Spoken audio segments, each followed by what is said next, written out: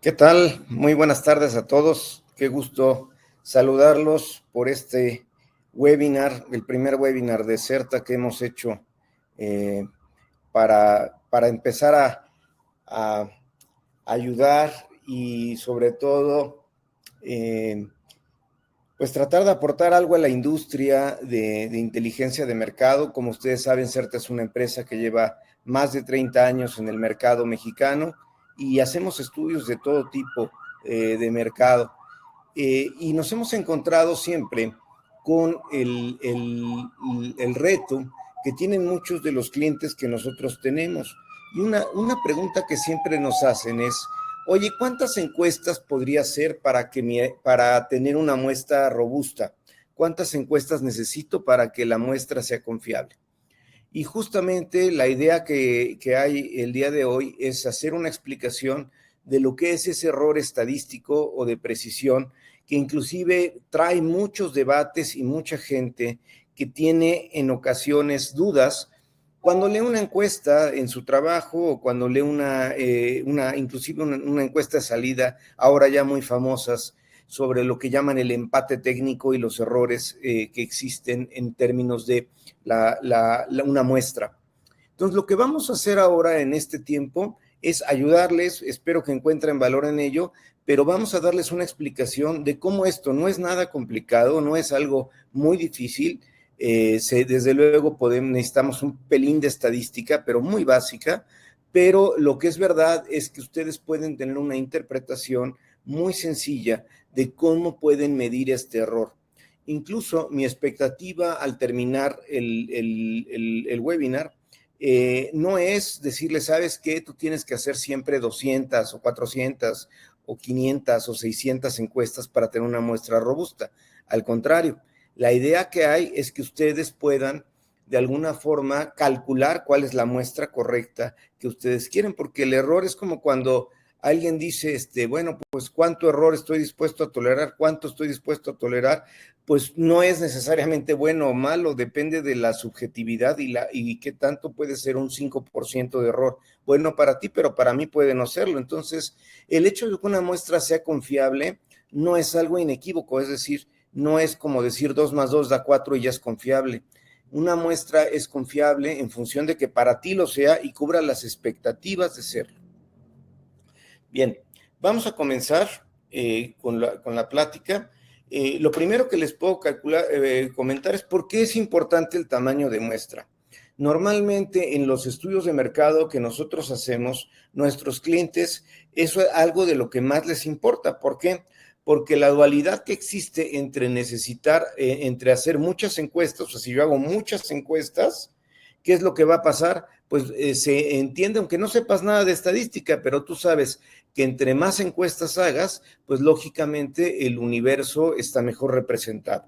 Entonces, todo el mundo quiere que la muestra sea lo más grande posible, tener los más casos posibles para poder representar a su universo.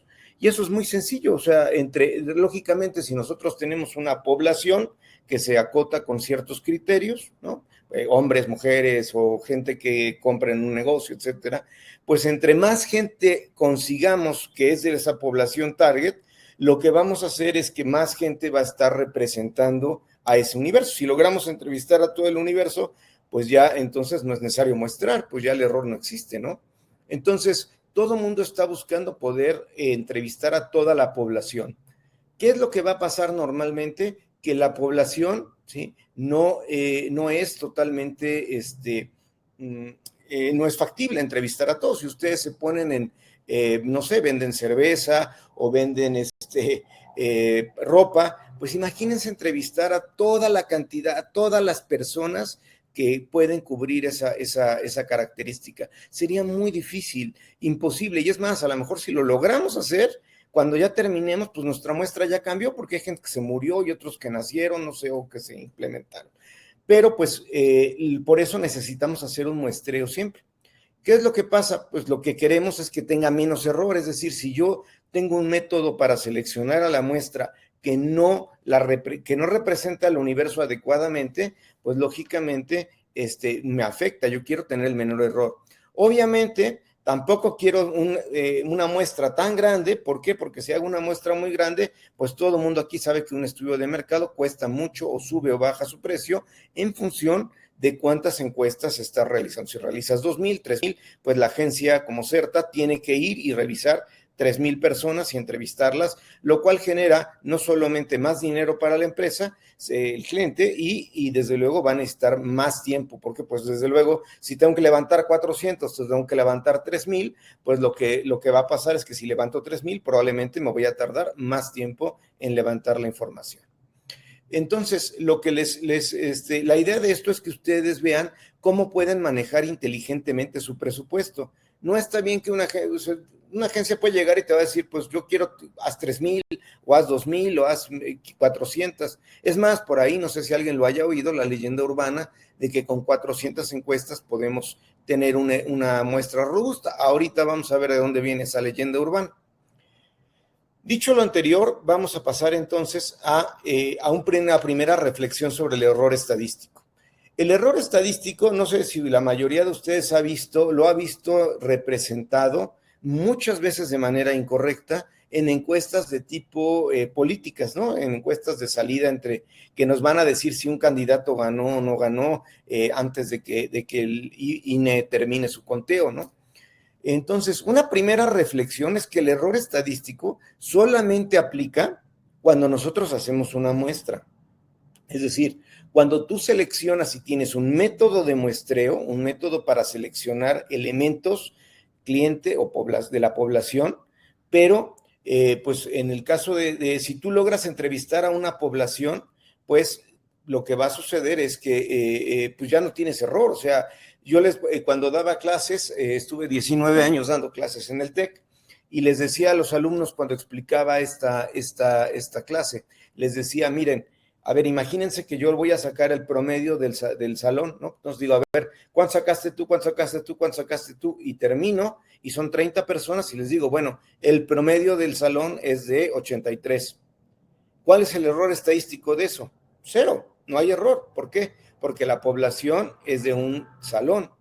Pero si yo empiezo a decir, bueno, ustedes, amigos, estudian mercadotecnia, que era el caso en aquel entonces, les digo, bueno, ustedes representan la población de mercadólogos, de gente que estudia mercadotecnia. Entonces, ¿qué es lo que pasará? Pues es muy probable que ustedes representen de alguna forma a toda la población de mercadólogos que están en el semestre que están ustedes. Pero ya no lo sé. En el momento en que ya amplié mi universo y digo, ya no es un salón, sino son diferentes, ya voy a ampliar la población, pues ya el error existe, ya no puedo estar seguro. Ahora, ¿qué pasa? Si yo me salgo del salón, como lo ponía en clase, y empiezo a entrevistar a todos los mercadólogos de ese semestre, puedo llegar, y si son 100 personas y llego a 95 y encuentro que el promedio es de 81, por ejemplo, ¿qué puedo decir? El promedio es 81, me faltan 2 chavos para entrevistar y saber cuál es el promedio que tiene toda la generación. 2, pero no puedo estar, el error ahí no es 0, porque me faltan 2. Ahora, ¿qué sí puedo decir? Si de 100 me faltan solo 2, ya entrevisté 98, lo que puedo decir es que con muchísima probabilidad, el promedio que yo calculé con mis 98 alumnos es muy probable que sea cierto. Es difícil, probabilísticamente hablando, que los 2 alumnos que quedan vayan a cambiar drásticamente el promedio. Entonces, cuando no podemos entrevistar a toda la población, necesitamos muestrear, ¿sí? Y vamos a tener una confianza. No tenemos el error final, pero sabemos decir sabemos decir que el error existe. Los errores en investigación son 2 y a veces no tenemos cuidado. Vamos a hablar del demuestreo, que es el estadístico, pero los 2 se tienen que cuidar. Si ustedes imagínense que yo les pongo un ejemplo y les digo, ¿sabes qué? A ver, te voy a vender un estudio. El estudio A tiene 5,000 entrevistas y el estudio B va a tener 400 entrevistas. Pues así, con esa muy limitada información, lo que tú vas a decir, ¿y cuánto cuesta cada uno? Te los vendo al mismo precio. Ah, caray. O sea, el de 5,000 vale lo mismo que el de 400. Sí. Ok. Pues el de 5,000, con la poca información que acabo de dar, prefiero el de 5,000, ¿verdad? el de 5,000 es más interesante. ¿Por qué? Porque la reflexión que tienen unos, lo normal es decir, bueno, 5,000 es más que 400, el universo va a estar más representado porque estoy sumando más gente, ¿no? Pero ¿qué pasa si les digo, oye, ¿sabes qué? Es un estudio de cerveza, es un estudio de conocimiento y consumo de cerveza. Y me dices, órale, está muy padre. Pero a ver, ¿y esos 5,000 que entrevistaste? ¿A quién entrevistaste? Digo, no, pues entrevisté niños menores de 10 años.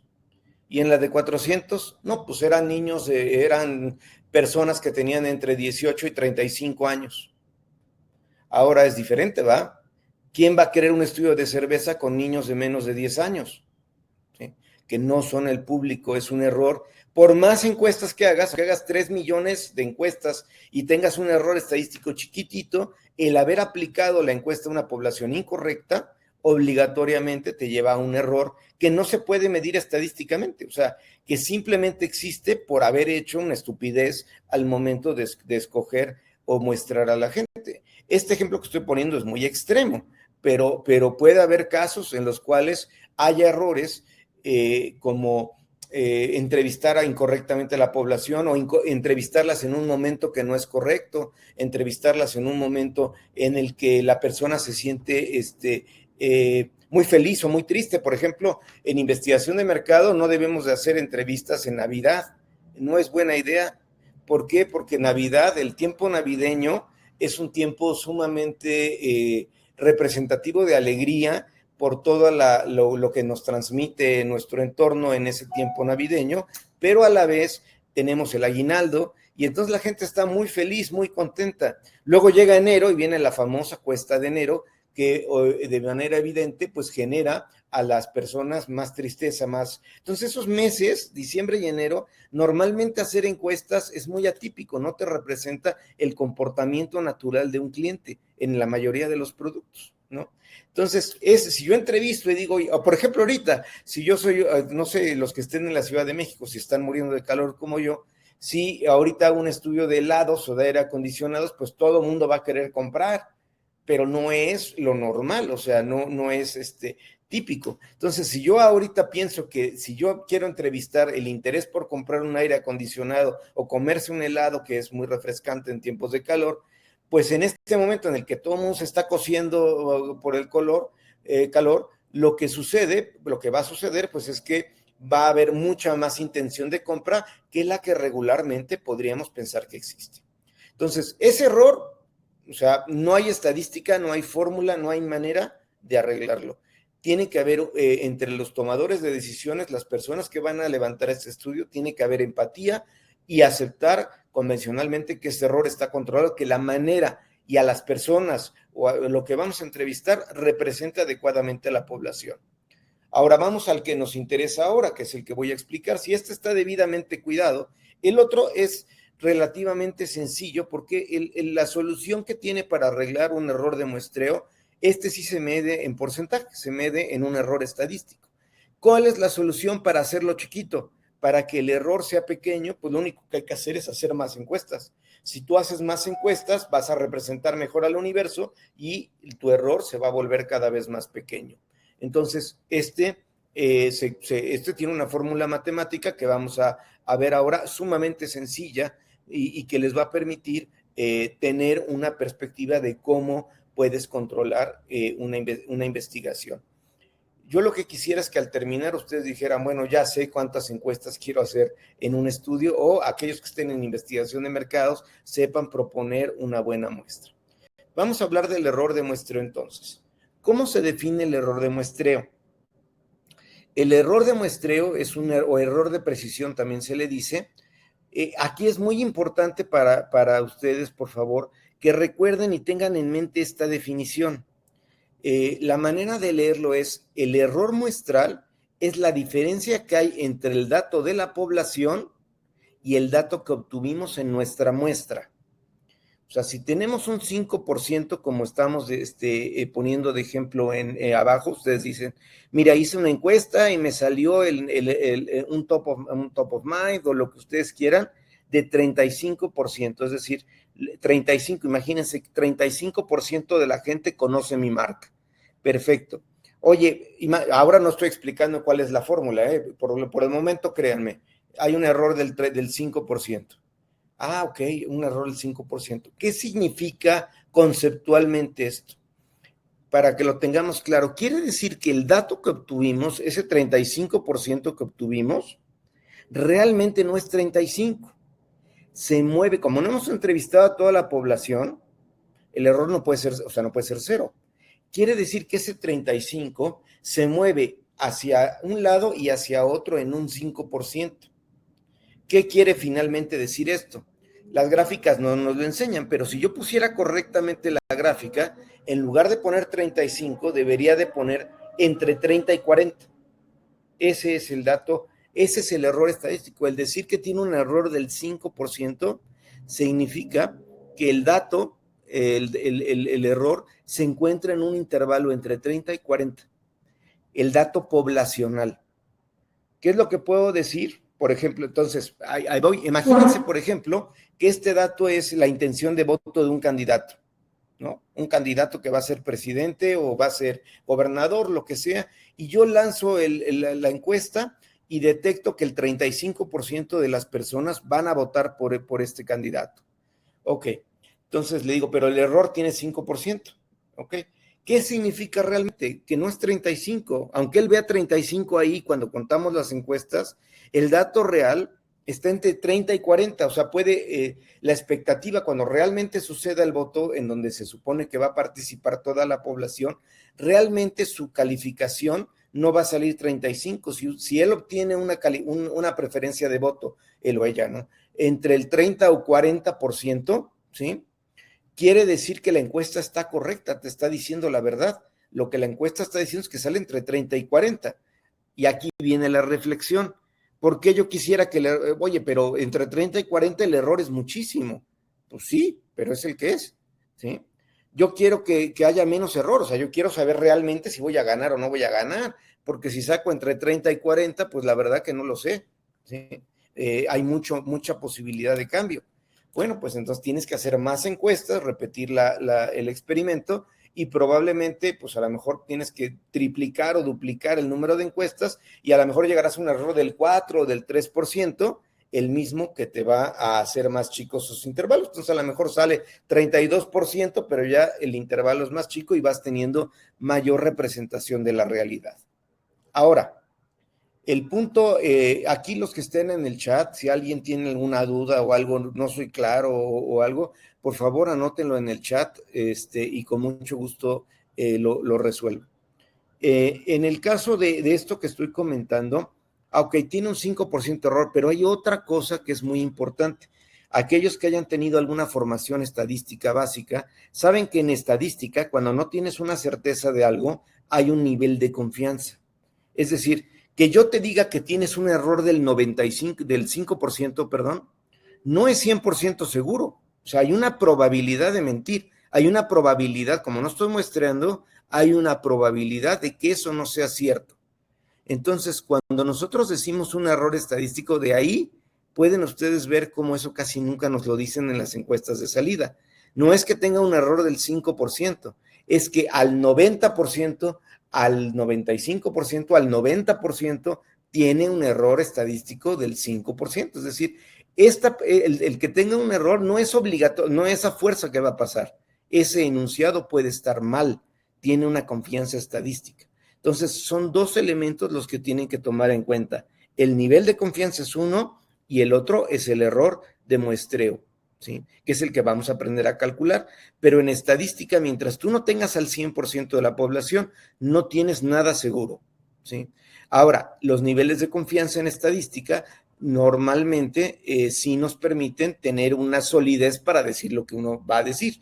Los niveles de confianza que se manejan, la mayoría que haya llevado algo de estadística habrá escuchado que se utiliza mucho el 95% de confianza, el 99% de confianza o eventualmente el 90% también se utiliza. Se puede usar cualquiera, si quieres usar 28 lo usas, pero los más convencionales son 90, 95 y 99, siendo 95% de confianza el más utilizado.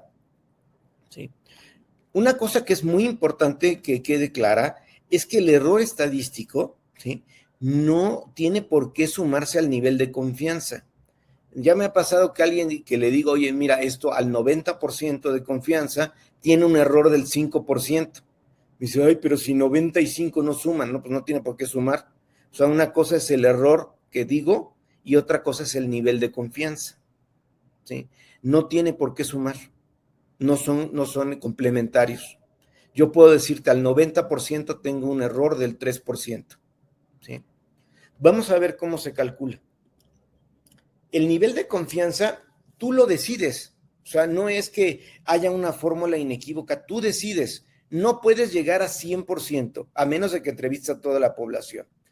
El nivel de confianza en la fórmula que vamos a utilizar se da, y aquí viene el pequeño pedacito estadístico que voy a pedir su clemencia porque me meto en temas estadísticos, pero básicamente el estadístico se da por lo que se llama el entendimiento de una distribución normal. La distribución normal es la distribución que pueden ver en la parte inferior de la diapositiva, es la que parece así como una campanita, ¿sí? Esta distribución normal, la mayoría que llevó estadística la conocen, es una distribución que supone pues que los datos se acercan más a la media, ¿no? Entonces, obviamente donde tenemos la media, pues es donde más datos hay. No sé si ustedes se acuerdan, los que sean más veteranos como yo, se acordarán que había ejercicios de probabilidad en el que te decían, imagínate una distribución normal, ¿qué probabilidad existe de que yo meta la mano y saque entre 20 y 30, ¿no? Entonces tú lo que hacías era hacer una fórmula y los que estemos más viejos íbamos a una tabla estadística, a un libro, y veíamos en la tabla cuántos datos había bajo la curva. Lo veíamos en la distribución normal estándar. Entonces lo estandarizábamos y decíamos, hay una probabilidad del 40%. Dicho lo anterior, ¿cómo funciona esto? Como no podemos tener probabilidades estadísticos medias y desviaciones estándar son infinitas, la combinación de posibilidades es infinita, se utiliza la de las curvas, que es la desviación normal estándar. Esta desviación normal nos habla, por ejemplo, que es lo que está visualizado ahí, que cuando tú tienes el 95% de los datos debajo de la curva, estarás a una distancia de la media de 1.96 desviaciones estándar, que la desviación estándar es 1 de la distribución normal estándar. ¿Qué quiere decir? Este estadístico de 1.96 en la fórmula del cálculo del error lo voy a necesitar. ¿Por qué? Porque con eso imputo el nivel de confianza. Si tú deseas tener un nivel de confianza del 90%, ¿qué va a pasar? Lo que vas a decir tiene una probabilidad más alta de ser mentira, pero el error pues, va a controlarse mejor. Y que el 90% tendrías que colocar en la fórmula 1.63. Si quieres un 99% de confianza, vas a tener que poner 2.58. Si quieres cualquier otro error, pues hay que buscarlo. Estos son los más convencionales, pero pues puedes utilizar el que tú quieras. Si quieres, o sea, 83, buscas en la tablita y te va a decir cuántos datos hay bajo la curva.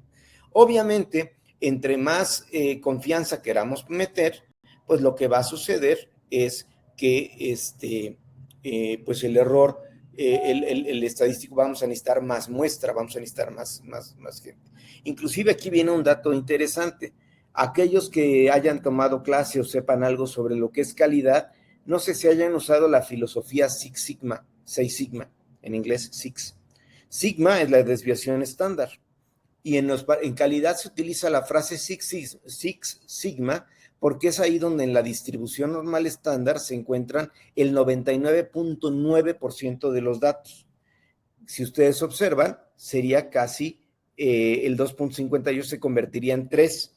3 de un lado, 3 del otro, 3 y 3 dan 6, 6 en inglés es six, y como desviación estándar es una sigma, pues se llama Six Sigma, ese criterio de calidad. De ahí viene, pero esa es otra historia. Ahorita lo que nos atañe es ver de dónde, porque si no yo llego con la fórmula y le digo, pon ese número, me vas a decir de dónde lo sacaste.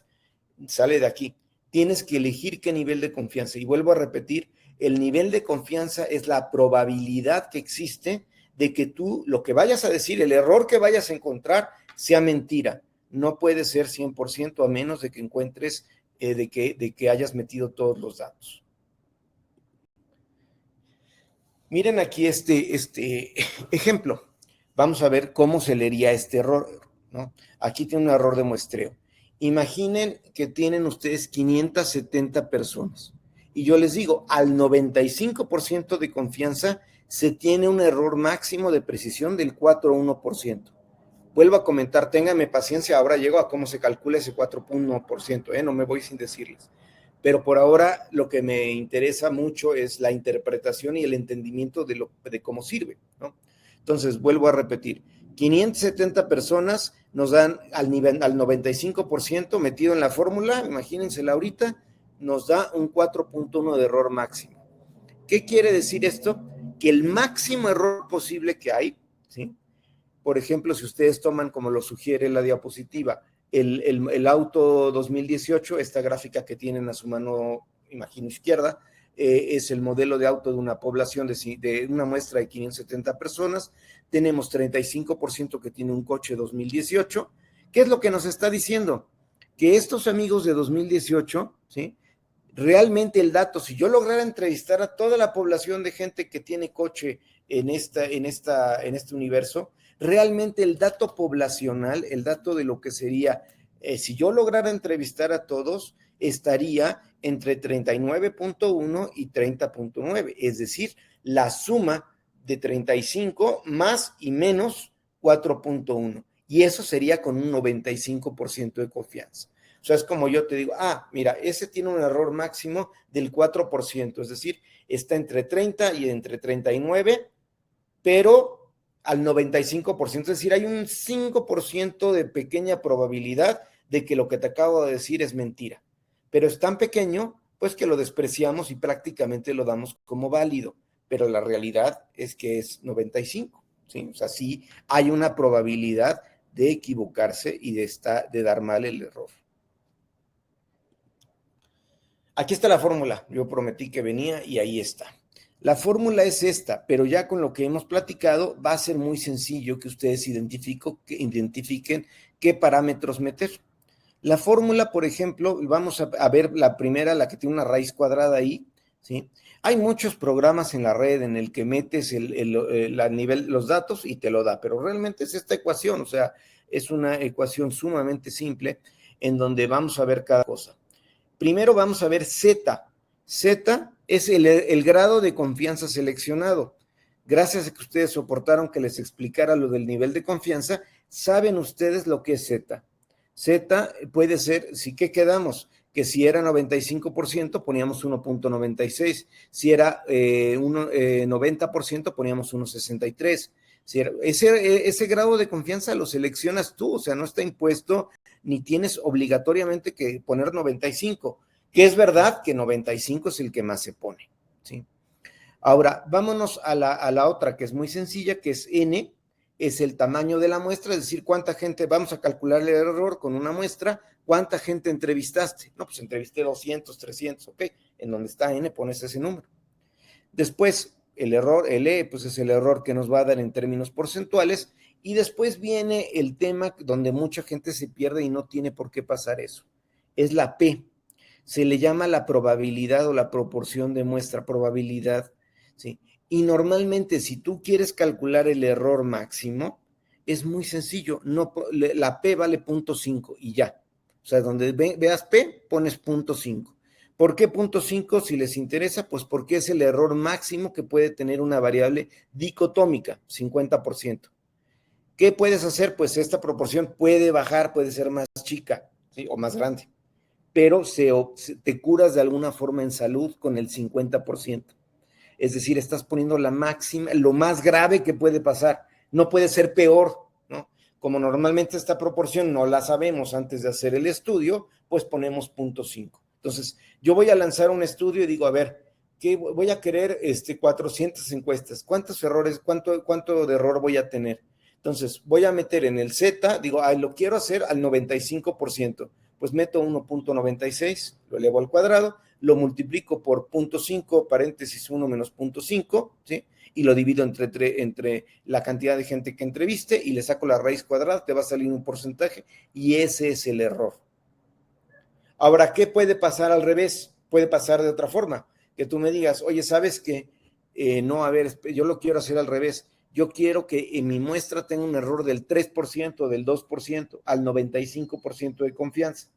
Si haces eso, la fórmula que tienes del lado derecho es la misma fórmula. Aquellos que sufrimos con álgebra aquellos tiempos, es un despeje en donde pueden ver claramente que es la misma fórmula, solamente que ahora esta fórmula te va a ayudar a calcular una muestra en función de un error. Es decir, que tú digas, yo quiero un error del 3%, pues P nuevamente vale 0.5, 1 menos 0.5, paréntesis, Z, lo quiero al 95%, pongo 1,96 y lo divido entre el error, ¿no? Si quiero 5%, pongo 0.05.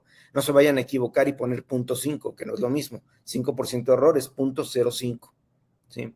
Y lo elevo al cuadrado y me va a dar una cantidad de personas que tengo que entrevistar para tener el error que yo busqué al nivel de confianza que yo quería. Vamos a ver un ejemplo. Imagínense este caso. Entonces, quiero tener un error muestral del 4% con respecto a la proporción poblacional. El nivel deseado de confianza es 95%, es decir, ok, en la fórmula voy a poner 1.96.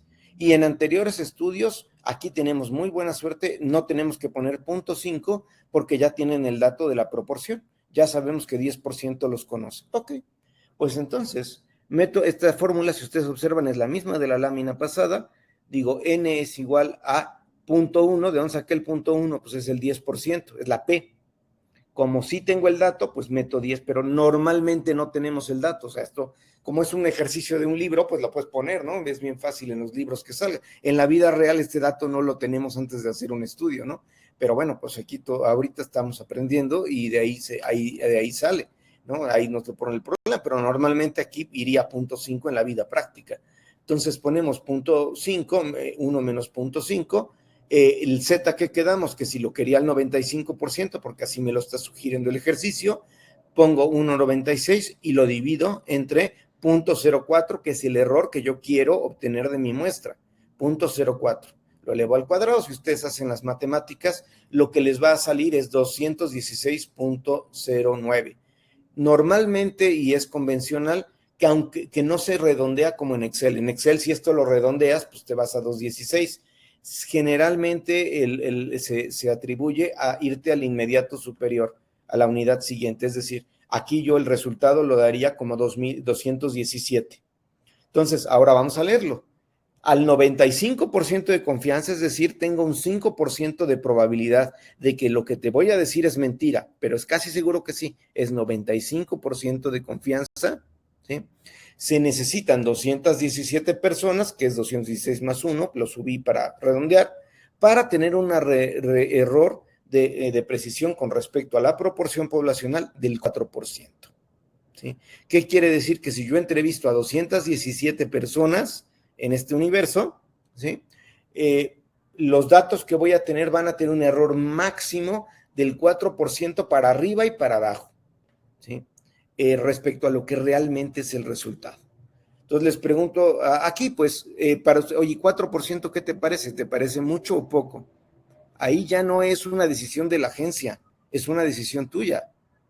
Es una decisión, ¿te parece mucho? ¿Estás dispuesto a tolerar que sea 4% o quieres que sea un error mucho más, más controlado, más chico?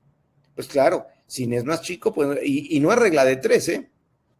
Si ustedes quieren un nivel de confianza más alto que 95 o quieren un error más chico, lo que va a suceder es que la cantidad de muestra va a subir de manera no proporcionada, de manera exponencial incluso. Obviamente no he hecho el cálculo, pero si ustedes pasan de 4% a 2% aquí, por ejemplo, lo más seguro es que estemos terminando en unas 800 encuestas. Es decir, no es que tenga que hacer el doble o 1000, ¿sí? No es proporcional. Entonces, este es el reto en la vida, ¿no? ¿Sabes qué? A ver qué hago. O sea, yo nada más tengo tanto dinero para invertir en el estudio, necesito encontrar la fórmula óptima entre lo que voy a meterle y la cantidad de encuestas que voy a generar, ¿sí? Ahora, aquí viene perdón, la fórmula no está difícil, si ya vimos ahí, se ve así como ya muy acá, ecuación acá, pero no está nada difícil, pero sí se los tengo que decir.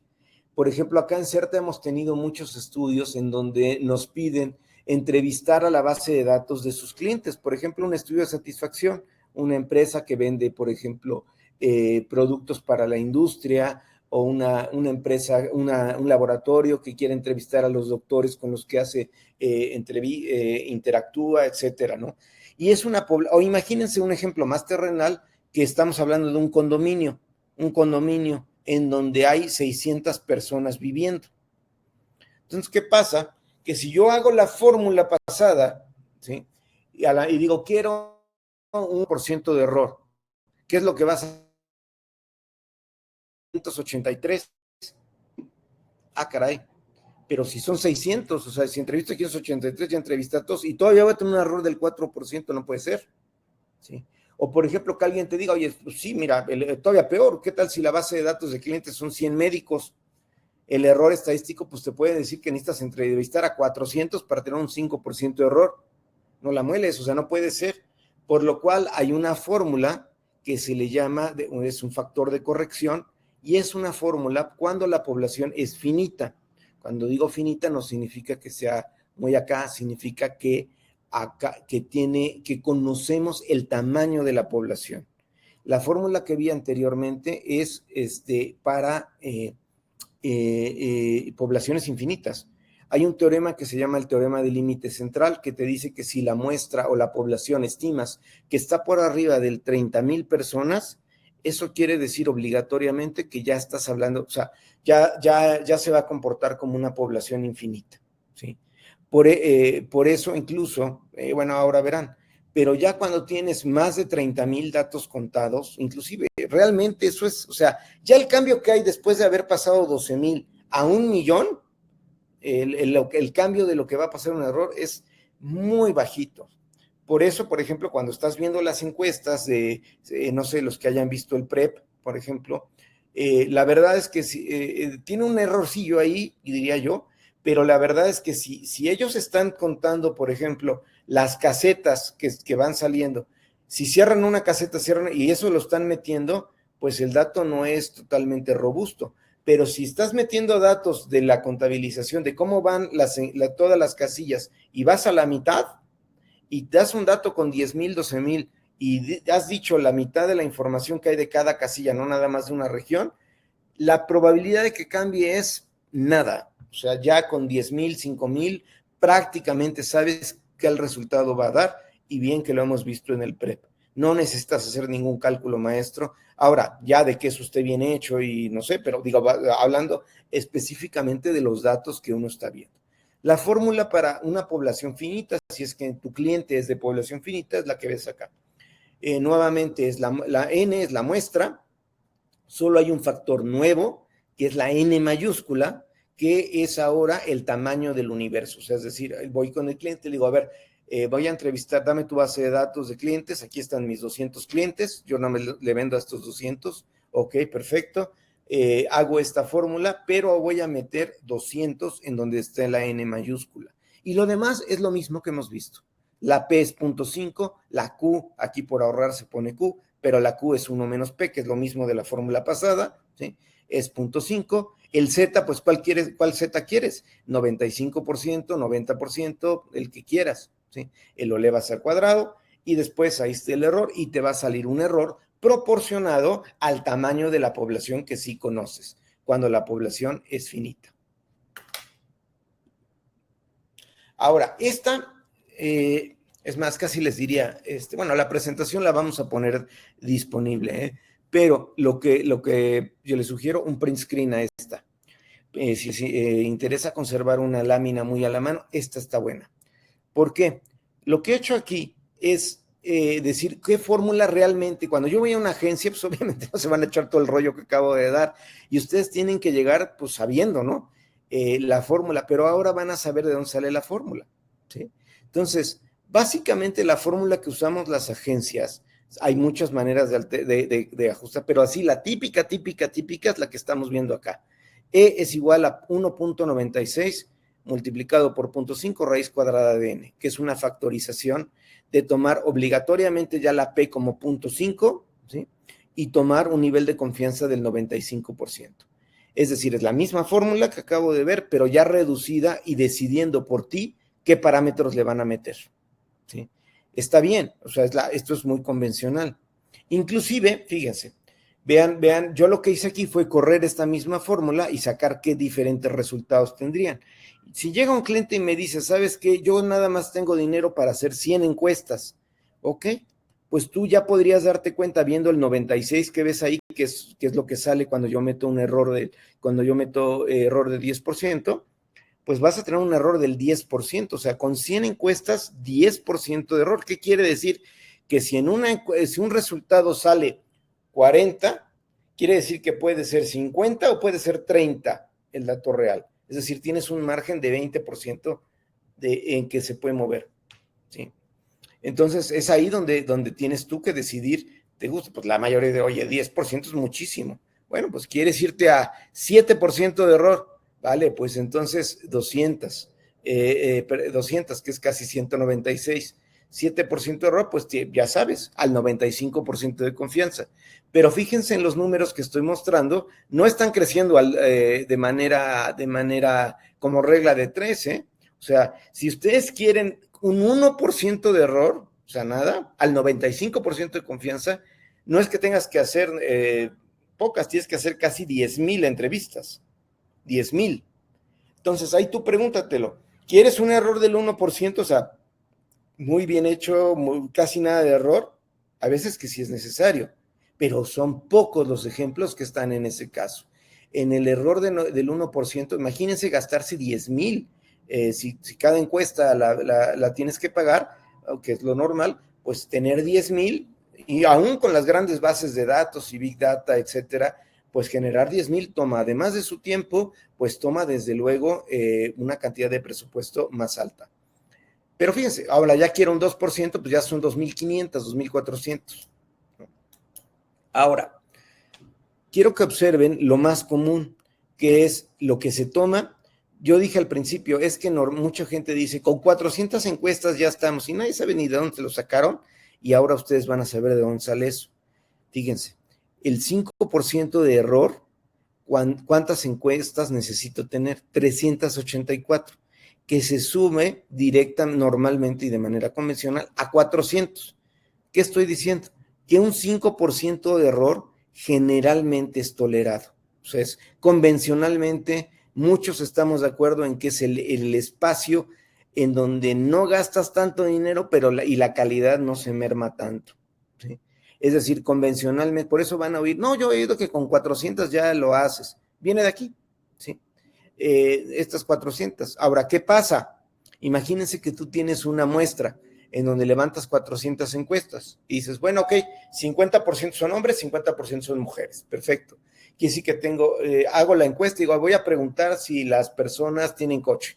Bueno, el del 50, del porcentaje que entrevisté, 400, pues encuentro que 50% tienen coche, o 20%, lo que sea. Pero ahora digo, quiero hombres y mujeres, quiero saber si hombres tienen coche y mujeres tienen coche. Entonces yo obtengo el dato de los hombres y obtengo el dato de las mujeres, pero ¿qué va a pasar ahí? El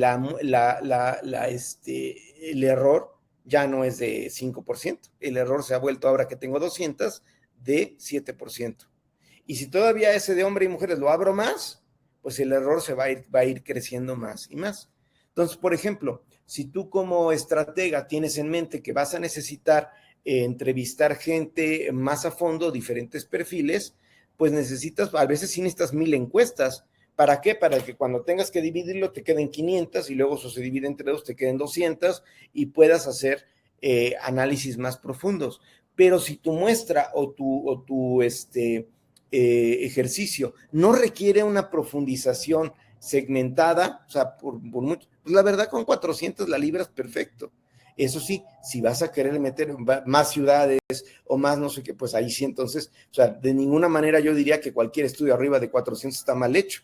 Al contrario, es muy buena idea si lo que se quiere es entender una segmentación, porque dentro de los estudios no nada más queremos ver el dato de nuestra muestra, queremos ver el dato de la muestra de los que tienen una característica o de los que tienen otra. Entonces, pues en ocasiones tenemos que hacer más encuestas para poder analizar un segmento, y de aquí es inteligente que ustedes, si están mandando a hacer más encuestas, pues pidan los rompimientos por hombre, por mujer, por cualquier variable que tenga, nivel socioeconómico, la que sea, ¿no?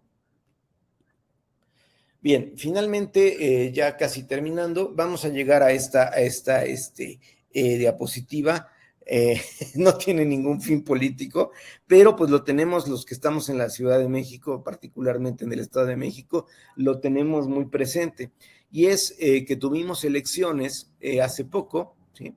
Y había esta encuesta que salió.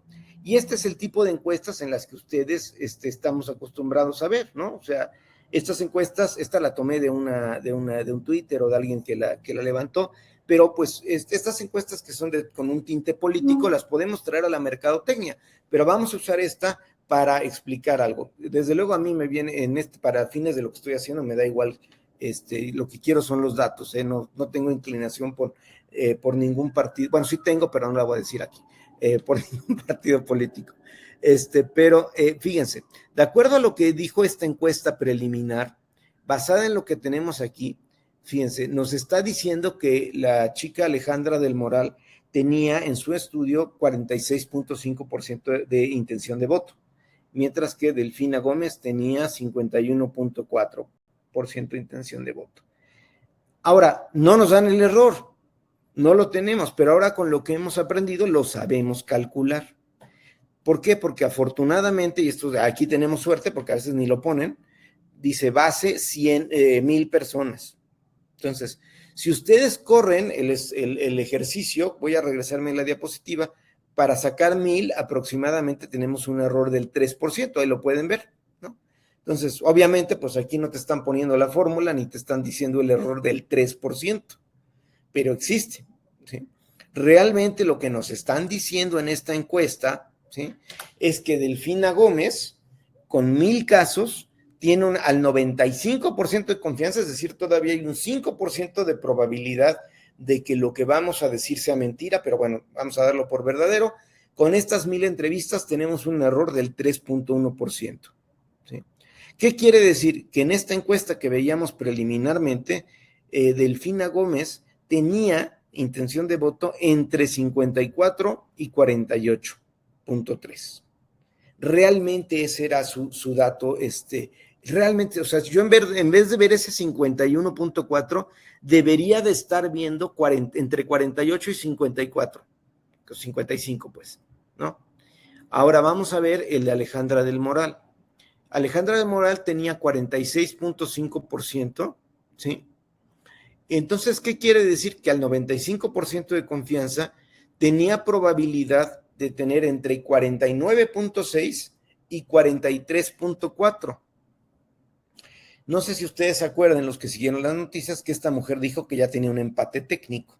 Y esos empates técnicos en política son muy, muy polémicos y no hay ningún secreto. O sea, la verdad es que uso el ejemplo de la política porque es donde más es muy manipulable y abierto a todos, ¿no? En mercadotecnia, pues la verdad que nos interesa muy bien tener la verdad, si mi producto está arriba del otro o cuánta gente me recuerda. Entonces, ¿qué es el empate técnico? Ahora con todo lo que hemos escuchado es muy sencillo. ¿Qué es lo que pasa? Si estos intervalos se cruzan, ¿sí? ¿Qué quiere decir? Que hay un mundo, en este caso, en el cual Alejandra del Moral podría sacar 49.6% cuando sea la votación real y Delfina 48.3%. Los intervalos se cruzan porque 48.3 está abajo de 49. Quiere decir que sí se cruzan. Cuando se cruzan así los datos, se le llama, los políticos le llaman empate técnico, pero la diferencia es que no, la realidad se le conoce como que no hay diferencias significativas o no es estadísticamente diferente. Quiere decir, pues es un empate, o sea, los estadísticos, ¿qué es lo que? Entonces, si yo quiero saber realmente si esta mujer va a ganar o no, lo que tengo que hacer es más encuestas. ¿Para qué? Para que el error sea más chico y me diga realmente dónde está Delfina entre 48 y 54 y dónde está Alejandra entre 43 y 39. Entonces, a lo mejor se mueve dentro de este rango, pero el margen de error va a ser más chico. ¿Qué es lo que pasa si los intervalos no se juntan? Si, por ejemplo, esto no sucede en esta encuesta, pero imagínense que Alejandra tuviera no 46, sino 40. Tuviera 40 y le sumamos 3.1, su máxima probabilidad de voto sería 43, ¿no? La suma de 40 más 3. Si su número superior es 43 y el de Delfina es 48, ahí ya no hay diferencias significativas. Y con toda contundencia puedes tú pronosticar con 95% de confianza que Delfina va a ganar de manera contundente. Con esta encuesta, hablando concretamente de datos, ya interpretando con lo que hemos aprendido, pueden ustedes ver que sí había un empate técnico, pero la probabilidad realmente no había, o sea, es un empate técnico, pero la probabilidad es nada. O sea, ahora que hemos platicado juntos, pueden ustedes ver esta encuesta y darse cuenta que esta mujer tenía cero, asumiendo que las encuestas estén bien, yo a eso no me meto, yo veo los datos. Esta mujer, Alejandra, no tenía práctica, tenía un chirris de probabilidad, en nada prácticamente. Y si ustedes se fijan, pues las encuestas no dieron 51, no dieron 46 exactamente, pero dieron un dato dentro del margen de error de este tipo de encuestas. Entonces, ahora, ¿qué puede pasar? Vuelvo a repetir, estas encuestas, pues hay mucha información que no nos dan.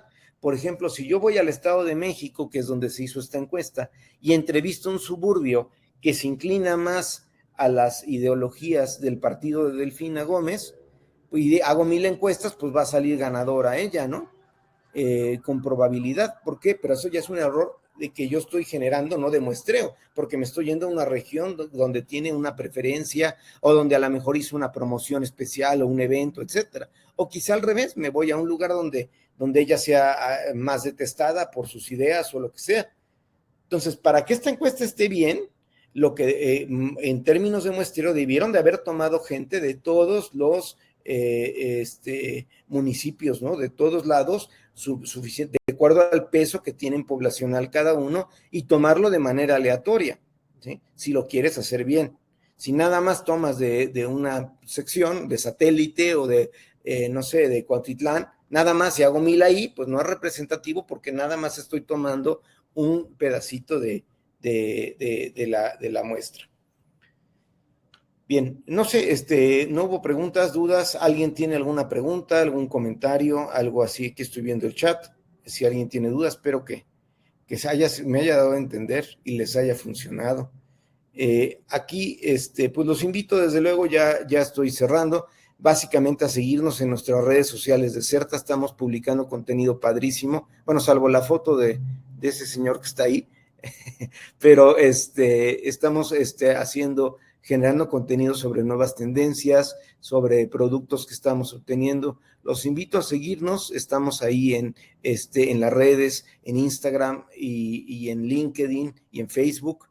Los invito a que nos acompañen y nos sigan en nuestras redes, y pues que si tienen interés, doy masterclass. Sí, bueno, pues di casi 18 años de clase en el TEC, en diplomados y a los alumnos de licenciatura, así que sí se puede hacer algo. Gracias, Luis. Y bueno, pues ahí en LinkedIn y en Facebook, ahí tienen ustedes mi correo, y pues mi interés principal de este webinar, pues es haber aportado algo a la comunidad de mercadotecnia y de inteligencia de mercados en México, y bueno, y creo que nos están viendo de otros países, pero pues agradecerles. Me daría mucho gusto saber que les ha parecido interesante, y les voy a poner, pues ya ven que a mí me gustan las encuestas, ¿no? Entonces les voy a publicar ahí, no sé si ya se publicó ahí en el chat la encuesta, para que sean tan amables de decirnos si les pareció bueno. Lo vamos a colgar por ahí en nuestras redes para que, si ustedes desean, obtengan esta presentación y puedan ustedes recordar lo que vimos. Y desde luego, pues ofrecerles los servicios que tenemos de Certa para cualquier investigación de mercado o servicios de inteligencia, pues estamos ya desde hace 30 años, más de 30 años trabajando y aportando mucho en México para la comunidad de inteligencia de mercados. Y pues no me queda más que, me quedan 5 minutitos, pero si hay alguna pregunta, algún comentario, me encuentro a sus órdenes, y muy, muy agradecido por aquellos que se dieron el tiempo para escuchar la presentación. Espero haberles aportado algo y que, bueno, pues la próxima vez que negocien un estudio, esto les sirva para saber mejor qué es lo que quieren y pues no dejarlo todo en manos de la agencia, que generalmente, desde luego, somos muy profesionales y tratamos de darles lo que necesitan, pero que ustedes tengan todo lo necesario para poder ustedes también opinar, o cuando vean un estudio, oye, ¿cuál es la muestra? ¿Cuál es el error? Y tener una idea de cuánto realmente es el error estadístico y qué tan válida es la encuesta que les están presentando. Bien, muchas gracias, muy amables por los comentarios, qué bueno que les funcionó. Y bueno, pues si no hay ninguna pregunta, voy a cerrar el webinar y darles las gracias por el grandísimo favor de su atención. Cualquier cosa, aquí está el correo, o ahí en la página de Certa tenemos un equipo que pueda atender cualquier inquietud o necesidad que necesiten de inteligencia de mercados. Les agradezco mucho su atención y les deseo que tengan la mejor de las tardes.